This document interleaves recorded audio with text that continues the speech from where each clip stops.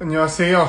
오늘은 좀 되게 이뻐지기 위한 어떤 수술과 시술의 차이가 뭐냐. 예뻐지기 위해서 예전에는 수술이 먼저 선행되어야 되는 경우가 많았어요. 물론 이제 수술이 필요한 영역들이 있어요.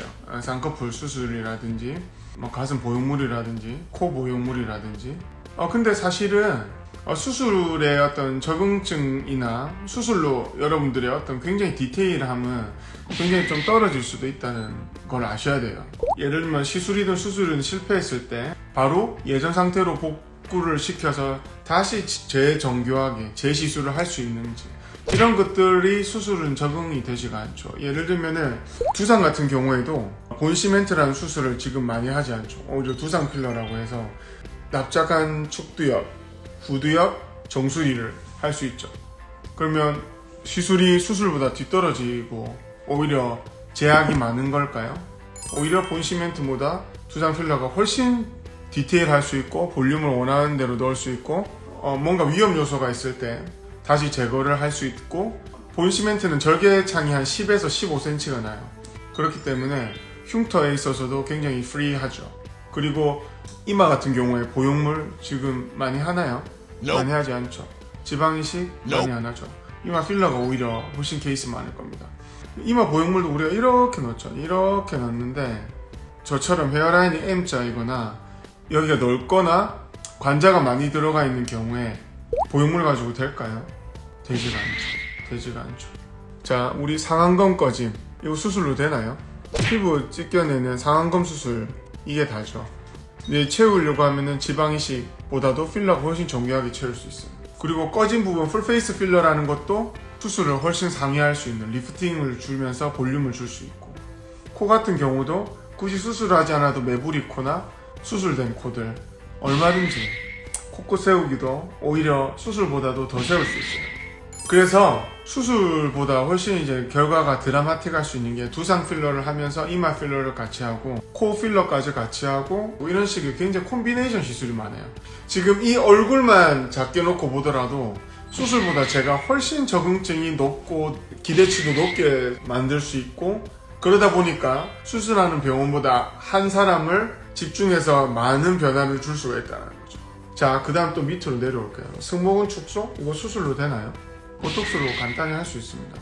어깨 보형물 하는 분 요즘 있나요? 많이 없죠. 어깨가 승모근, 팔뚝, 이두, 삼두, 후면, 광배랑 연결을 하면서 시술해야 되기 때문에 어깨도 어찌 보면은 필러가 가장 좋은, 가장 정교한 대안일 수도 있습니다. 그리고 가슴으로 와볼게요.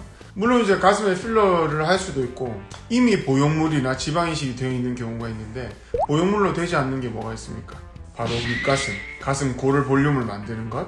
그 다음에 보형물을 이미 수술로 되어 있는 분들이 보형물의 비대칭, 보형물이 누워있을 때 벌어진다든지 보형물이 처져서 보형물을 제거를 해서 다시 교정을 할 수 있느냐, 이것도 필러로 가능하다는 거. 여러분들이 보형물을 하면, 가슴 보형물을 하면 끝일 것 같지만 보형물을 둘러싸고 있는 여러분의 많은 연부 조직과 기타 조직들, 섬유세포들이 소실되면서 가슴은 탄력을 잃고 보형물의 윤곽이 그대로 드러나게 됩니다. 그래서 가슴은 보형물로 되어 있다 하더라도 나이가 들면서 라인이 무너지게 되어 있어요. 자, 그리고 골반에 보형물 가능한가요? 불가능하죠. 힙 보형물 하더라도 이 커다란 엉덩이를 다 커버하면서 예쁘게 넣어주지 못합니다.